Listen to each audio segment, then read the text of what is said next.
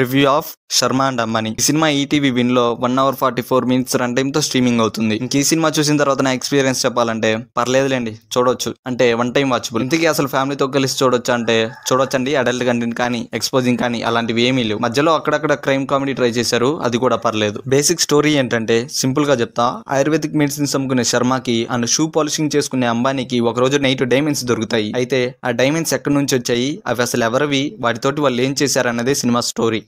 Plus points: songs అయితే అంతగా నచ్చలేదు, కానీ కొన్ని చోట్ల వచ్చే బీజిఎం బాగుంది.